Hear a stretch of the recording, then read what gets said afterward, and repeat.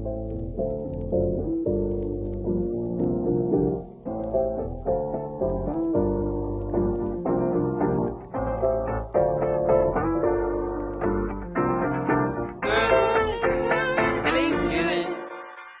feeling good, like I should.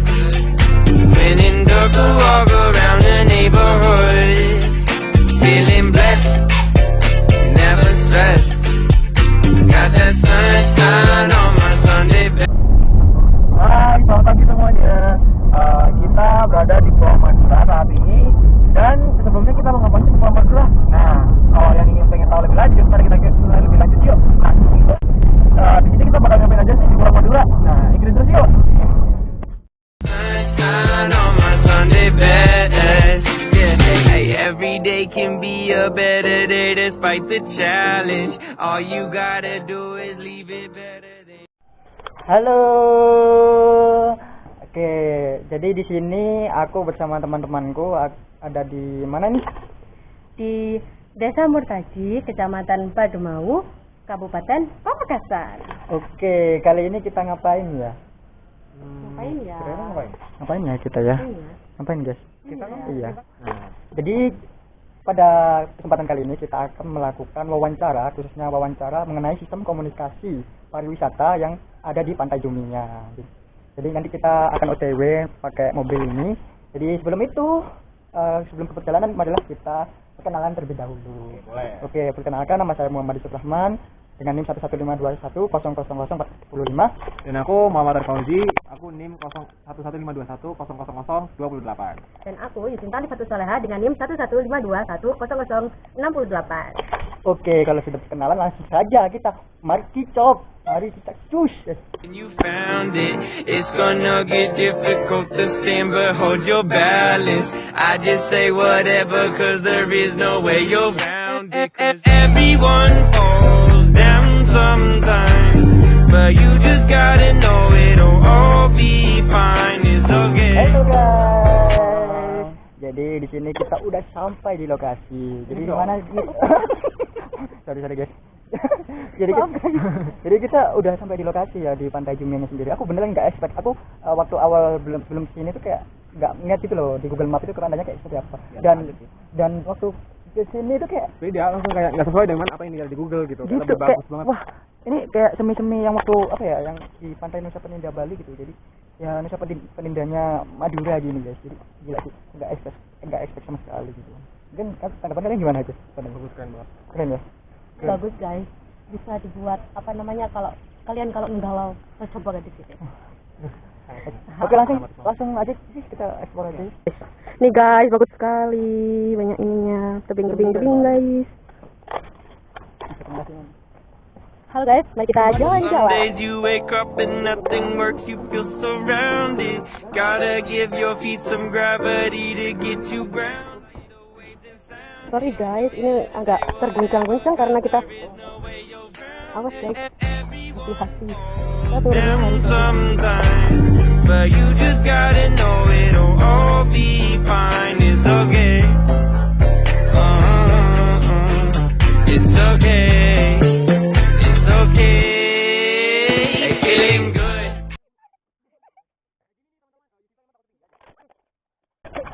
Ini butuh mama saya. Like I should. Banyak bolong mungkin kali ini. Wih. Tuh, Yus. Kita harus parkour kayaknya. Parkour banget. Kita parkour, guys. Kita parkour ya. Oke.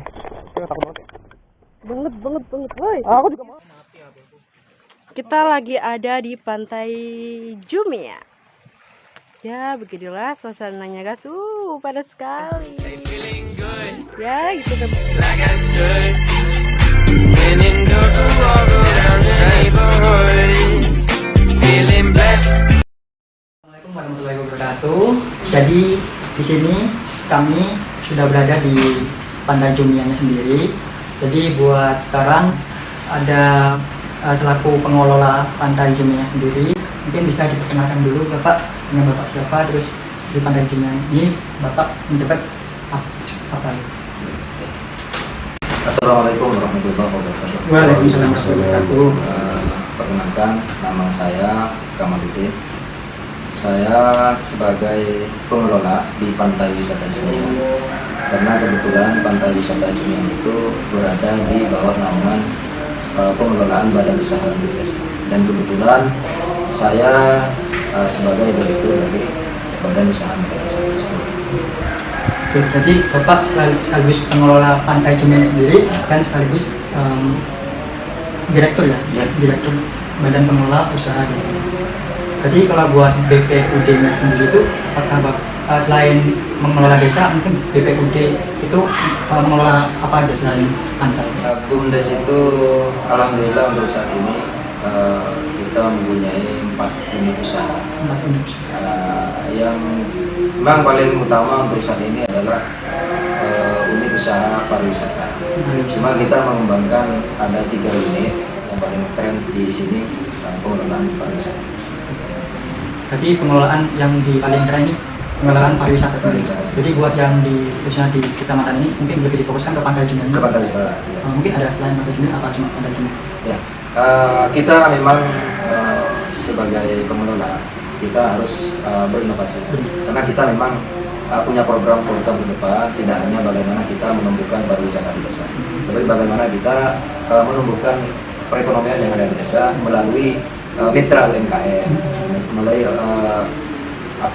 ekonomi kreatif yang ada di desa, kemudian ekonomi-ekonomi yang lain yang berasal dari internal desa itu sendiri. Makanya kita itu bagaimana ekonomi di desa itu tidak hanya sebatas pendapatannya dari pengelola sektor wisata saja, tapi bagaimana kita mengolah itu dari sektor-sektor yang ada di alam desa itu sendiri.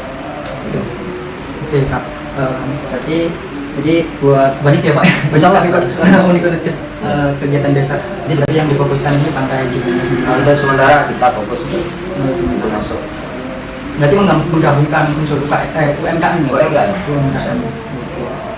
Buat sekaligus Bapak menjadi pengelola mungkin ada ada karyawan mungkin?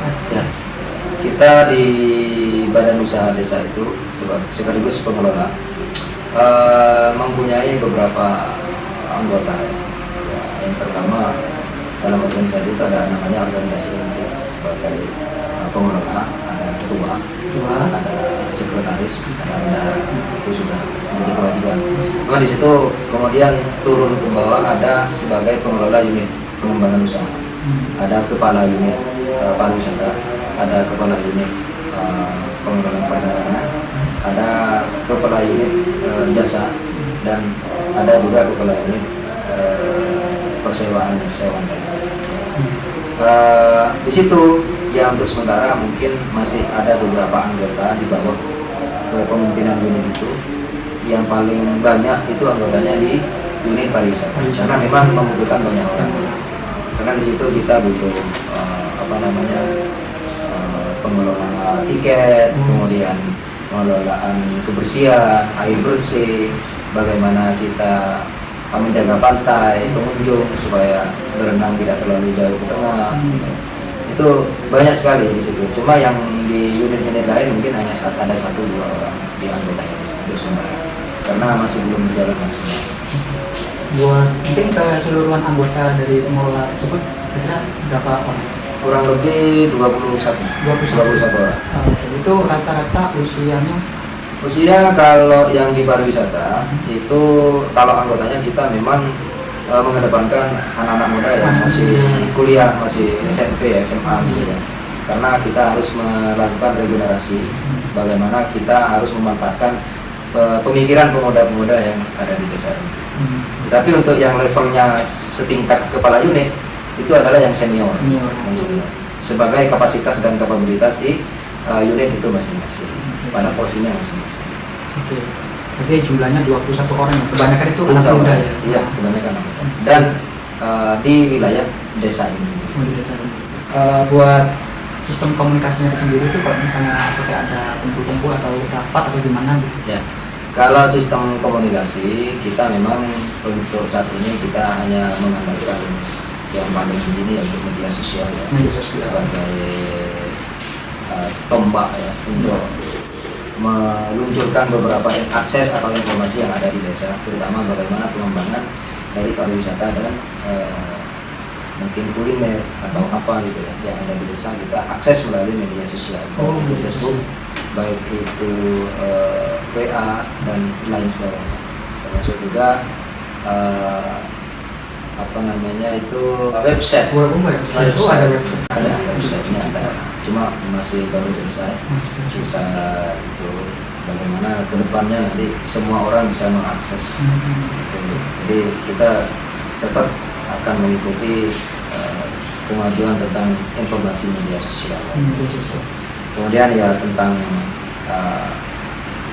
orang per orang kita informasikan, kemudian melalui rapat-rapat, melalui dinas-dinas, ya mungkin dari dinas pariwisata, melalui dinas pemerintah desa, gitu. Kita kolaborasikan gitu, supaya pengembangan yang ada di desa ini bisa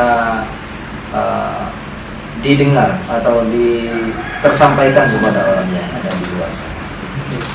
Jadi lebih tepatnya tadi ada media sosial sama website. Jadi websitenya masih udah jadi, sudah jadi baru jadi. Selanjutnya kan tadi kan sudah dijelasin mengenai sistem komunikasi. Buat pesannya, isi pesannya itu berupa apa? Maksudnya koordinasi atau gimana? Pesan-pesan mengenai bagaimana? Ya. Kalau mengenai isi pesan itu beragam ya. Mulai tentang bagaimana kita menceritakan tentang organisasinya, ya kan. Menceritakan tentang bagaimana gambaran pariwisatanya, gambaran dari unit usaha kita, termasuk bagaimana produk-produk kita yang ada di sini, gitu.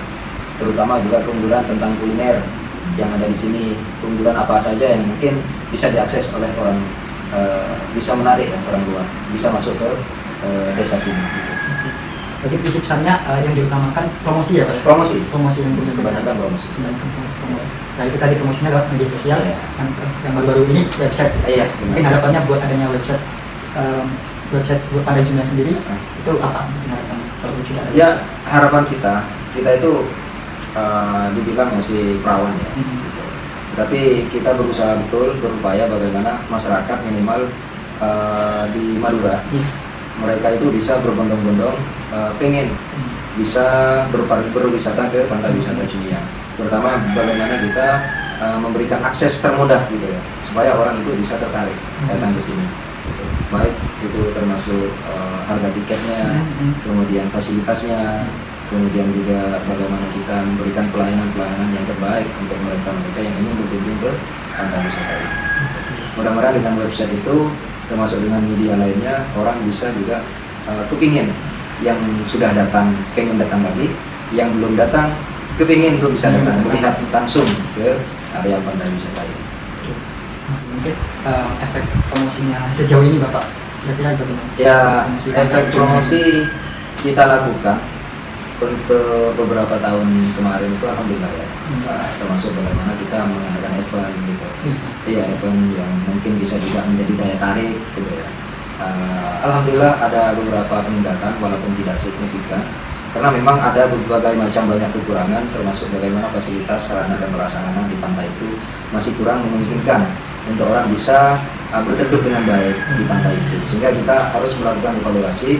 Butuh dukungan baik dari pemerintah desa, dukungan dari dinas pariwisata, dan dukungan dari pemerintah desa. Itu dan dukungan juga dari beberapa mahasiswa-mahasiswa yang memang peduli terhadap lingkungan dan terhadap kondisi pariwisata. Berarti masih kurang ya Pak? Masih kurang gitu ya. Karena memang ada keterbatasan. Keterbatasan itu adalah pendanaan, permodalan.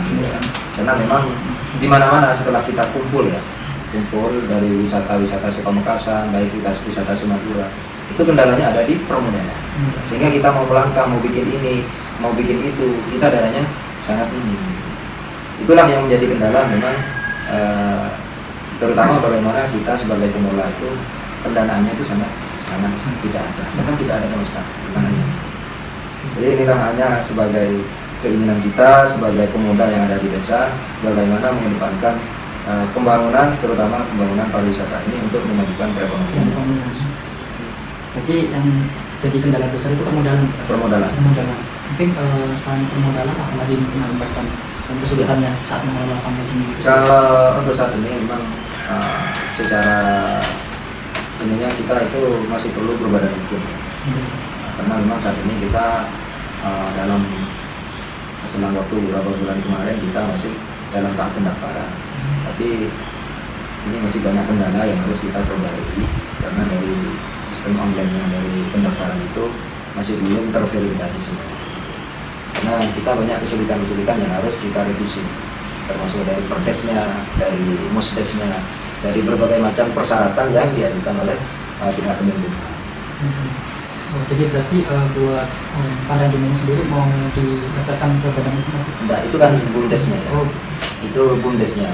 Jadi ketika pengelolaannya ini bumdesnya itu sudah berbadan hukum, maka insya Allah kita bisa melalui pantai ini, melalui bumdes ini, maka kita mengelola pantai itu semakin leluasa, semakin banyak mitra yang mau bergabung ke Termasuk permodalan juga? termasuk permodalan. Oke. Buat pesan yang buat disampaikan, ya mungkin harapan sih Pak, Ya. harapan kedepannya buat Pandai Jumian sendiri, buat mungkin karyawan-karyawan juga, terus pengunjung-pengunjungnya juga, kedepannya buat Pandai Jumian ini seperti apa?